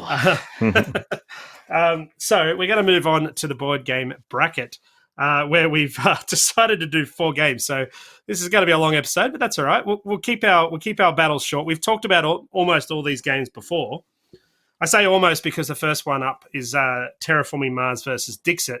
And Terraforming Mars didn't have to contend in the first round because it was the number 1 seed, because that got more votes than any other game from our barbecue community. So I'm pretty sure Adrian voted, who's not here. Adrian put this one up, sorry, who's not here. I put it up as well. Did anyone else put Terraforming Mars up in their top 8? Was it just the 3 of us? I might have. I think I might have. Yeah. Okay, so so that's why obviously got to skip that first round. So Terraforming Mars versus Dixit. Mike put up Dixit. So I think we just go with like a 2-minute debate to see how we go. So Mike, did you want to take the floor with Dixit, or did you want to? How do you want to play I'm this? happy to. Look, Terraforming Mars is a great game. I'm not going to deny it, but where's the imagination? That's the big question. Where's the imagination in Terraforming Mars? Well, you'll need it to think Dixit's going to get past his round. Listen, mate. Listen. Dixit's a great game that everyone should have in their collection. Like Terraforming Mars, once again, fantastic. Not going to say it's not a great game, but out of 20 gamers, 1 or 2 of them is probably going to have Terraforming Mars. Whereas Dixit is that staple. It's the milk in your fridge. It's the bread in the cupboard. It's that thing that everyone should have in their collection. Don't give me that face. Come on, mate. Come on. I need to try here. I'm putting Dixit up against Terraforming Mars. I need to give it everything I've got. But it is that staple game that encourages families to get together, and anyone old or young can play. I think it extends to a lot more people than Terraforming Mars does, where anyone can play. And for those who haven't caught up yet, that somehow haven't played it, it's a game with amazing art on cards where everyone has a whole hand and everyone puts down a card based on someone's suggestion, and that suggestion can be a word, a song, a phrase, any suggestion, and everyone's going to look at their hand to see what card represents that for them and puts it down. And then, everyone flips the cards over and you're placing bets to see who you think, who that card belongs to. And I think it's a lot of fun. I think everyone needs a copy of Dixit, and that's why it has a chance to get past Terraforming Mars. Mike, I can't believe you used the word imagination, because in our family there's this inside joke where my youngest brother, we were playing Dixit, and for those of you who haven't played Dixit, all like 10 people in the world that haven't played Dixit, these cards will have these like whimsical, like crazy artwork on them that have come out of a fever dream, and the aim is for you to give a clue. And his clue for these cards that have no grounding in the real world was the word imagination. So we're going, what? And he goes, imagination. And we just looked at him and said, are you kidding me? And he's like, yeah, imagination. And so from now on, and obviously we've been playing it for years and years, so it's just a fun little inside joke. But look, you know what? I'm going to go for Dixit here, because I agree with you. It is a staple, and it will appeal to more people, I think, than Terraforming Mars, because of the level that while it's not overly complex, there is a much greater level of complexity in Terraforming Mars than there is for Dixit. So you'll be getting my vote for that one there, Mike. Thank you. I think you make a good point, but I think the voting audience is not, like, most of the people that are going to be actually voting on this one aren't the ones that just have Dixit in their collection and that's it. All right. So if we're voting on card art, yeah, Dixit's got the money. But we're not. If you're voting on any kind of, let's be honest, if you're voting on any kind of production quality, Dixit wins this in a snap. Yeah. But I'll throw it over to Def. I reckon Def might have some kind words for Terraforming Mars here. Well, I thought Mike said Terraforming Dads there for a minute, and I was a bit worried. I thought his sales pitch went a bit too far with that, but I stopped listening when you used the word imagination, Mike, because if terraforming the red planet is not the most imaginative thing that humans have had in their lifetimes for generations now, I don't know what is. So I mean, Dixit is a great game. We play it in our family. We love it. It's a great family game, and all the expansions you can get with different types of art. The art is amazing, which is kind of interesting because the art on the cards of Terraforming Mars is like, I think, from a stock gallery or something. But we've played Terraforming Mars a lot, and it's just it just keeps giving back. The aspect of the map, I think, is what's giving that, because you can have a different strategy every time depending on the projects that you have and the way you want to approach it. I've gone forward in games just with terraforming and won spectacularly, but also lost big time. Other games you can go for more projects and leave aside the terraforming aspect a bit and do the same two things.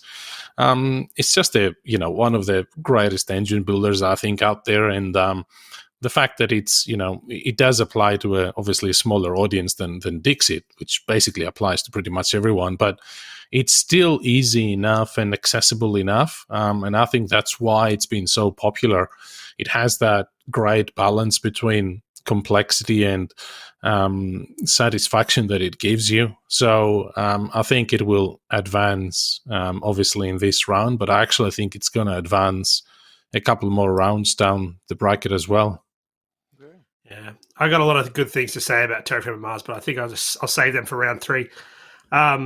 So, do you have any rebuttal there at all, Mike? Look, like I said, Terraforming Mars is a great game that I do enjoy as well. Terraforming Mars, it is a great game, but like I said, it's not a staple. Everyone needs a copy of Dixit, and I reckon it's got a fair chance. See, I think it is a staple. I think it's one of those games that once, I don't know, maybe I'll probably best ask Dan, because I actually had the pleasure of teaching Dan, and that's actually just quickly one of the best things about Terraforming Mars is it's the way that you teach it means that as you're teaching it, you can just play it like you would normally play it. You don't have to play suboptimally it has this brilliant beginner corporation idea, and you give the new player a production in each area, and you start behind the 8 ball a little bit, and it's kind of like a race for you. You can actually have to try really hard to catch. And I wasn't successful in catching Dan. And I think you're saying it was an excellent teach because I won. Having said that, I have no idea how I won. I wasn't strategic enough. It's excellent. It's really good. I think in any race, every horse has got a chance, and I think Dixit has an outside chance of beating Terraforming Mars. But I've got a chance of making the San Antonio Spurs roster next season too. All right, we better move on because we've got three more to go through. So, Terraforming Mars versus Dixit. Usual ways to vote on our Facebook community, on Instagram. Go and find it there and cast your vote. The next one pitches Mitch versus Def. This is one of, I think this is Mitch's only game in the second round. Or you got two? No, you got two in. You got two in. So this is Great Western Trail versus On Mars. Yeah. Slightly closer in complexity than the last two, but all right, I'll throw to Mitch to start us off here. 2 minutes of why Great Western Trail is better. Because it doesn't make your brain explode and leave you with a 4-day headache. That's pretty much all there is to say. Isn't it? Great Western Trail is a fantastic game. Yeah, there's a lot going on, and there's some multiple different strategies, but it's so well designed that it all flows in together. You can one turn in and you pick it up. It's just first thing, next thing, get to Kansas, send your cows off to market, and off you go. Let's do it over again. And you grow and you build and you. It's got a little bit of everything. It's got deck building, it's got resource management, it's got engine building. It's what haven't I already said in the last time it came up? It's a great game. I think it was up against one of Sarah's games, if I remember rightly, and absolutely obliterated it. So let's look for Great Western Trail. Unlike the other 6 of your games. which all lost. But yeah, look, I think obviously they're 2 very good games. I think On Mars might have a bit of an advantage in currency because it's so new and it's a bit of a hype around it because it's the latest buzz. But when you boil it down to the bones, it's Great Western Trail is the better game. Righto, Def. Leashes off. Yeah, I mean, Great Western Trail is okay. Like, I actually think, when we bought it, we had very high expectations. It's pretty high up the BGG ranking as well. I think it's within the first 10 or 15, and we had such high expectations of it, and we liked the game, but we weren't blown away by it. With On Mars, we were blown away. We get blown away every time we play it. Everybody I've shown the game to gets blown away, and having your brain exploded, I think is actually a good thing. It gives you that rare, moment of reward when you start catching on and start understanding how the game works. And it's not it's a complex game, but it's one of these games that is so thematic and all the actions make so much sense that you don't have to, go back to looking at the rule book every 5 minutes. It's just one of my top games that I've played ever. So no contest for me. As much as I, enjoyed Great Western Trail, it was okay. There's simply no competition for me. I might have to call the audience's help here with Sarah if I need reinforcements, but I'll Oh, well, look, I just want to say that On Mars it's so thematic too. You can't have something without something else. It all makes sense. You can't have if you get a rocket, you get more workers, more engineers, but then you need to be able to put them somewhere. You need to have the housing available. Everything has to work in the right way, in the right pattern, in the right order. Great Western Trail, I've played it before. I got to say, I thought it was a little bit mean. I think that game is a little bit mean. It's not as thematic. And when I say mean, I'm talking about those places on the board where you have to pay all these fees to get by. And it may not be as heavy as On Mars, but it's got a really steep learning curve to it. I felt like that game I played of it was, I definitely got stuck in that game a lot more than On Mars. On Mars, I felt like I could, do what I wanted to do, and maybe my first game was a bit rough, and I didn't accomplish everything. But I never got stuck. I never felt stuck with that one. And yeah, I just love it. I love the theme. For me, it was like terraforming Mars in a way as well. It's like that. Like you said, Def, with your imagination, and this is something that we want the human race to do, and you're feeling like you're doing that, and it's so cool. I love it. All right, well, we'll move on to the next one because Sarah's up in this next one. Oh, and I think she's against Dan in this one. So this is Azul versus Mage Knight. Oh, there's a mix. Yeah, absolutely. We haven't heard from Dan for a bit, so I'll throw to Dan. Yeah, I think I did put Azul up, didn't I? Azul's just one of those. That's not a good start. No, I don't even remember the game. not many of my games made it through. I'll be honest. It's on Dan's heavy list, isn't it? Yeah. Just before you get into it, Dan, was it Azul Stained Glass of Sintra, or Azul Summer Pavilion? I'm not sure. It was definitely the first one. Very good. But thanks, because I'll put all three in the show notes. In fact, I'll throw the last one in as well. I'll put the Summer Mosaic just for the people that are interested. Azul it's probably in terms of entry level, it's great for anyone, but that's not to say it doesn't have its own complexity as well. In terms of tile laying, one of the best parts about Azul, let's be honest, is the tangibility of those tiles. I don't think anyone, if those tiles were just bits of cardboard that you were reaching into a bag and pulling out, there is no way it would be as popular as it is. It's the tangible fact. I don't necessarily think that the story of, okay, you're a tile layer and sometimes you drop a tile and the tile breaks. I don't think that has anything to do with it. It's the tangibleness of placing tiles and the taking tiles from those factories in the middle of the table so that no one else can get them, or perhaps a bit of hate drafting so you can take the tiles that someone else definitely wants. There's that strategy. It looks simple on the surface, but once the strategy kicks in, it's an incredible game. And the fact that it plays fairly quickly, probably plays within 30 minutes, 45 minutes. It's generally one of those games where you go, right, let's go again, and you'll play a second time. It certainly isn't sort of an exhausting sort of 3-hour slog like Mage Knight is. And the other thing is that the entry barrier. It's such a simple game. It appeals to everyone, as opposed to people that just have a thing for that sort of fantasy magey sort of element. that Sarah's going to try and sell us all on. I'm confident that this will get through, and only because it's probably more popular because it has greater reach. I don't necessarily think Azul's going to make it, but perhaps pass a few more rounds. But certainly, I think one of the good things about Mage Knight is also its limitation, and the fact that the audience that it appeals to is quite limited. But Sarah can tell you more about that. Yep, sure can. So comparing these two games, so what I think Azul's a pretty cool game. It's you can think about it a lot, but it's quite easy to learn. There's not many rules. Okay, so it packs a punch for what it is, for the simplicity of it, and I like that. But in 20 years' time, I'm not going to be playing Azul anymore. I will have played it a lot, and that will be it. Whereas Mage Knight takes 20 years to play. Is what you're saying. Exactly. It takes 20 years to play. No, every game is completely different. Okay, this is an RPG in a box.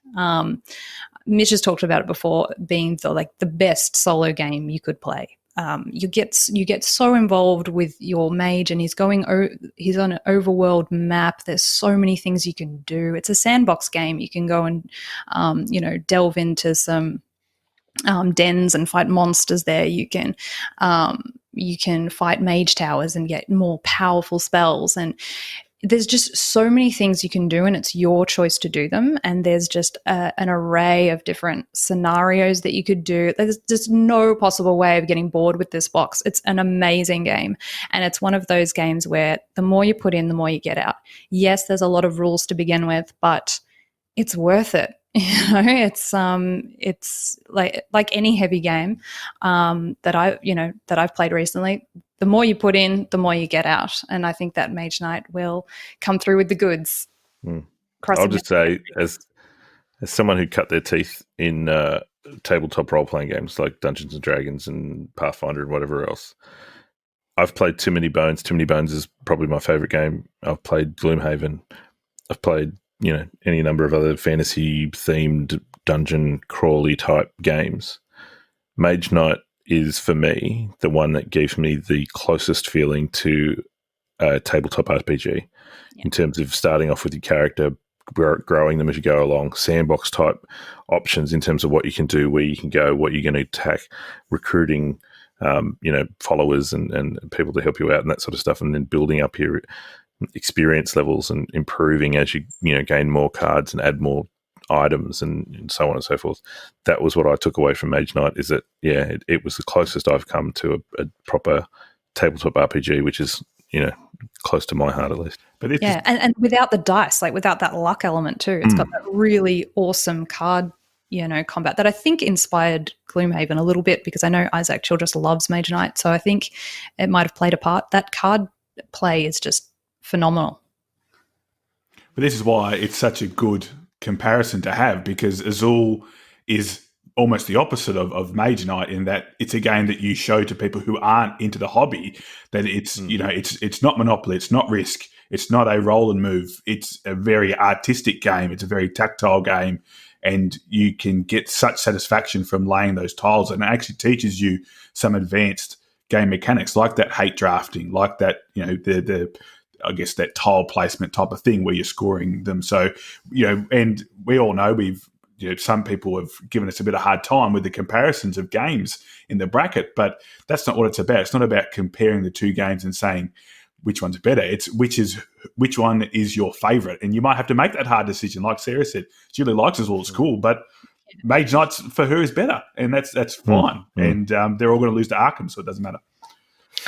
I'll actually go on record and say that I think Mage Knight should win this, but I don't think it will. I think Azul will get the popular vote in this, just because of. I don't know if that's necessarily fair though, Dan. Like to back up your game, Azul's reach is why it's probably the favorite in this one, and yeah, it is a game that you can teach to new gamers, but. Gee, I love playing this game. I love, especially when you flip the board and you play on the board that doesn't have the colours, and you've got to really think. Jesus, it's hard work. That took the game from an 8 to a 9 for me, but then unlike your Mage Knights and your Gloomhavens and your Terraforming Marses and those sort of games, the difference is when you put the lid on the box, it's all over. You're done. Yep. Where, the other games, it sticks in your head and you're like, I could have gone there, I could have done this. So, I'm interested to see how this one goes for sure. Hey, Conor, as I am the next one. Sorry, I was just going to ask Conor before you go on. When you said Arkham will beat them all, did you mean Arkham Horror the Living Card Game, Arkham Horror 3rd Edition, or was it potentially even Eldritch Horror or Elder Sign? Oh, or Mansions of Madness? Or Mansions of Madness. Well, it's just more dogs in the fight. Getting all these down. So the last one, though, I reckon out of the four, I mean, Terraforming Mars vs. Dixit was definitely very alternates, and so was Azul vs. Mage Knight. But Codenames versus Through the Ages. Bring it on, Dev. I'm ready. I'm ready for you. All right. Go, Conor. Look, I think similar to like what Mike said about Dixit, the same with Codenames, it is a staple for every collection. Like Azul, like Dixit, it's a great way to show people how far board games have come. It's great for any situation. You can play it with kids who are learning to or know how to read. You can play it with adults who are looking for a good time on a Friday or Saturday night. You can play it with school groups. You can play it in a classroom. I know my mum has a couple of copies and she takes it into the classroom for her kids to play. And look, while through the ages, whatever it is, might be good for a history lesson. Codenames is great for any time. And I can't, pretty much everyone that has asked me, what games should I get? Codenames is at the top of my list for that very reason, because it's so easy to learn, so simple to pick up, and the amount of fun you can have a variety is off the charts. So, good luck to roll bronze. What's it called? Through the eight. I've never heard of it before. So, good luck to it. It seems like it's a bit of a Def show tonight, but Def, your rebuttal? I mean, I don't know. I kind of stopped listening once you said, hang on. No, this is true, because I thought I better take some notes on this. And then you said something about it's the game that has shown how far board games have come. And I was like, okay, no. You could play rock, paper, scissors instead of that. And to be honest, I have to be really upfront about this, right? It's not because of the bracket battle. Like in the previous one, I really like Azul, and that, I could see it having a good chance. But we've tried Codenames, and I really disliked it. I really, really, really disliked it, right? My daughter had a great time today playing at her birthday party online with her friends. But Conor, they're 11. Very heartfelt. They know how to read, so they meet the threshold to play Codenames. And I get it has a huge reach, but Through the Ages is just the exact opposite, right? Many hours, long play, lots of different mechanics. I was watching this Jamie Stegmaier video. I think he published it yesterday or the day before, talking about his favorite mechanic from that game, which is the events mechanic, where you play events at the start of each round, which might benefit you if you're in the right spot. But those events don't come up until a few rounds down the road, and by that point, you've probably forgotten why you've played, or you don't know which part of that is going to come up. There's so much stuff I could say about Through the Ages, but it's just the best civilization game out there, and there's quite a few of those. Don't name them, please. No, I will not. For the amount of nearly there, Dan. Nearly there. For the amount of attention that it's gotten over the years, it has endless possibilities. I don't see that game ever getting old. Yes, it's a complex game. In a way, it's not as heavy as some of these other games that we've discussed, I think. Having had a look at Mage Knight and having played on Mars a lot, I don't think it qualifies as that. It has a lot of rules, but it's not heavy when you play it.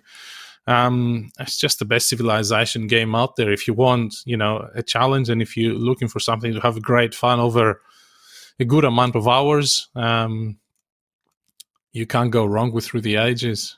Codenames really, really dislike it. If you're 11, it's great. You Look, know, I'm gonna stand up for Codenames a little bit here. Like, it is the game that when we have a game night or just have friends over at the house or whatever, it's the game that I get asked to bring out. Whether we're Is playing that before or after you get drunk? well, either or, really. It's we might not even be having a games night. People just know it's like synonymous with we're all together. Let's have a quick game of Codenames before we leave, and it's always hysterical. I've gone to bed with sore ribs because laughing so hard. I heard a lot of people say, "Oh, but there's times there where you're not actually saying anything, like you're in the opposition and just waiting for your turn." Yeah. Not in our house. In our house, you're throwing shade on the other players. You're pointing out things on cards that they might not have thought of. We mix up all the words and the pictures, and sometimes we throw in like the other ones as well for something different. It's a great time, and I don't have anything bad to say against Through the Ages either. But I've only played it on the app because I'm not insane, and I don't have that much time to do all that accounting. But I do quite like it on the app. But I've seen people sell it on eBay and sell it on things where they just say, "Great game, I just play the app now." And I'm like, well, that's not a very good sales pitch, but still, that's. I might just say, as the person who's been collating all of the tips for the bracket tipping comp that will be kicking off with this second round, assuming the people who have entered know what they're talking about, don't be too surprised if this is a much closer race than we may think. Ooh. To be honest, I think people would tip in Codenames to win because it's just so popular. Like as you said before, kids will play it, party game. Lots of people will play it. Through the Ages, I mean, very few people would have played it compared to Codenames. So even that, I think we're in the similar situation with Azul versus Mage Knight. I think Azul will easily beat Mage Knight in that bracket battle. Through the Ages is more popular than Mage Knight, but I'm crying silently. But then again, that's a really good conversation to have. And we might be able to do this later. But what makes a game better? And we've talked about ratings on BGG. We've talked about different awards. But what actually makes games better? And that's part of the great part about this board game. I think there's no such thing. We can talk about what makes a game better for you specifically or for me specifically. Yeah. So for my daughter right now, Codenames would win by a landslide, 100%. And, in situations as you described, Steve, where we got people over and they would vote for that. Try and get them through a teach of Through the Ages that will take 4.5 hours. See how that goes. Yeah, it's a very personal thing. It's like pretzels and ice cream. I've got to say, though, both Through the Ages, first edition and second edition, were in the top 10 on BGG for a long time. Both editions. So, yeah, it could clean up there. Second edition still is, and I think first edition is still in the still top not 30. too far down. So, it's in the top 50. Yeah. So certainly got some followers. So genuinely, this one is one of the ones I earmarked as I'm really keen to see how this one goes because they are so different. But that is the end of the bracket battle for this week. So as we mentioned, you can go and vote on all these on our Facebook page, our Facebook community group, I should say, as well as our Instagram as well, and anywhere else you can find us. We'll either tell you where to go to vote for them or you can vote for them there. Now, we're also, as Mitch mentioned, we've also got our bracket pick'em challenge on, so we might that's been closed out now, but we might keep you guys updated with maybe a bit of a leaderboard as you go into the following round, see where you sit, which would be kind of cool. But for now, we're going to move on to the fastest oath segment ever. This podcast is going very long, which is not to surprise of no one. But so what we'll do is we'll just we'll go around the horn and just we'll say the oath that we played. We'll give it like a 30-second review, and then the game that you're putting up next week. So I'll go first. Mine's really quick. Jaws of the Lion, amazing. Can't wait to play it again. Already talked about it. Moving on. My oath, I swear, after listening to this podcast from obviously from day one, surprise, and also having many failed attempts to get this game, it finally turned up last week. So I, Stephen Chivers, will swear to play Everdell. Yes, finally. For this podcast. Yeah. Finally. All right. So we'll go around the horn. We'll go to Dan. My oath was Trickerion, as I mentioned before. So thanks again to Wesley for helping me get that off my shelf for shame, and I look forward to playing it again. My new oath, I, Dan Harris, swear that I'm going to play Nemo's War. Yes, Dan. I did actually break it out of Shrink the other day and got it all out, and then something came up and I realized I wasn't going to have enough time, so I had to pack it up. But it's raring to go, and I look forward to talking about it on the next show. It's no 5 minute. Did a friend come over? Sorry. Did a friend come over? Is that what happened? No, I'm in Victoria, mate. Well, I don't have anyone come over. Sorry. Cheap shot. That's a real cheap shot. Yeah. Low blow, Steve. That's it. I wasn't even thinking about the COVID thing. Sorry. We'll move on. Sarah. My Swear and Oath game was Res Arcana. Yes, I played it. Steve, Connor, you were spot on. I did love it. I absolutely loved it. It's a great game. With 2 players, it was fantastic. It was quick. It was just mechanically brilliant. Loved it. So little engine builder. And it's a real race. Like, it feels like you really race the other person to get to that 10 points. Sure. So, yep, absolutely loved it. And my next Oath game is Roman Roll, which I was super excited to get last month, and I still haven't played it. So I've watched a video. I'm getting ready for that one. So I swear to play Roman Roll by the next time I'm on the podcast. Awesome. Righto, Connor. My oath was Imperial Settlers, Empires of the North, which Steve has already talked about on the podcast, so I won't double dip. And my next oath, I, Conor Devine, swear to play Damsel's Tale by local developers Red Genie Games. So they're a Melbourne-based company, and I backed their Kickstarter last year, and it came with a fantastic box, like a book box. And apologies to, I can't remember his name. I'm really sorry. I didn't put the sleeve on the first time, so I updated the picture and made sure the sleeve was on the second time for the box. So sorry about that. It'll be on there next time. Fair enough. All right, Mitch. All right, my oath game was Tiny Epic Dinosaurs, which I've already spoken about today. It's a fantastic game. Get into it. My oath for next time is going to be Flamme Rouge. Ooh, Flamme Rouge. Okay, the cycling game. So I, Mitch Keddy, will swear to play Flamme Rouge by the next time I'm on the podcast. All right, down to Mike. My oath was Warsaw, a game based on Poland, a city in Poland. It was great. Tile placing and tile drafting game. A lot of fun. Really rate it. Give it a go.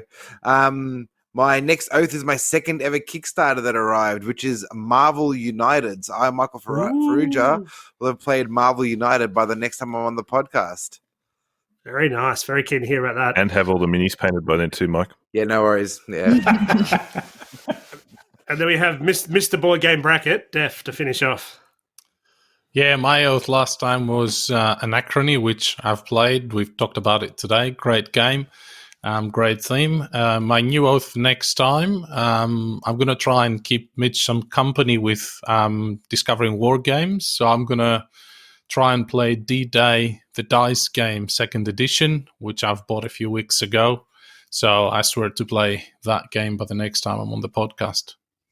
Can I just say, round of applause, everyone. 7 people, 7 oaths completed. That's first. Well played. Fantastic. Now, that will do us for tonight's episode. Apologies for the length, but hopefully the content was interesting enough to keep you around till the end. A reminder that we are all over the place. So if you want to catch up with us and play games with us online, join our Discord channel. We play loads of games on Tabletop Simulator, Tabletopia, Board Game Arena, or even just over Zoom. We're on the Board Game Barbecue Community Facebook group. Come there. That's where we do all of our conversations with just conversation starters, or where we do our votes for the Board Game Bracket, as well as just the community getting involved and putting up things in there. The last week's been really excellent. We've had a lot of stories about Are You OK Day going up there, and how much that means to all of us. So that's been really excellent to see the community response to that. On top of that, we're also on Instagram. We do all of our oath games and oath fulfilled there. So if you want to join in with that, just pick up a game off your shelf of shame, put it in there, swear an oath to play it, take some photos when you're playing it, and swear an oath to then hashtag oath fulfilled when it's all done. Where else are we? We're pretty much we're on Twitter, Board Game Barbecue. You can also email us at podcast@boardgamebarbecue.com. Also, a massive shout out to Advent Games, our sponsor. They are doing a fantastic job at the moment, and they're helping us out by running a competition with us. So all you need to do is go to their website, adventgames.com.au, find one of the categories that speaks to you. So they've got loads of different categories, really easy to break down the sort of games that you like. Find yours, then jump back onto our Facebook community, find the relevant post, which is pinned at the top of the page, and put in what your favorite category is, and you'll go in the draw to win either a copy of Kitchen Rush 2nd Edition, which hasn't even been released yet. It's like coming out very soon, or the Taverns of Tiefenthal. So you could win either of those two games posted to your front door. All you have to do is go on there and put that information in and tag a mate as well if you want a second entry on top of that. That will do us for tonight. A massive thank you to all of you guys. It was a mammoth effort on a Saturday night, so thank you very much. Thanks, Thank guys. you. It was great fun. show. Guys. Good job, fellas and lady. Should we all name 5 games before we finish off? Not listening. As we finish off, I just want to say, as we raid through the North Sea and the architects of the West Kingdom fly by, it's like a tapestry of amazing. Sorry, I got nothing else. Have a great night, everyone. Cheers, See you next guys. time. Yeah. Take See you care. later, guys. Yeah.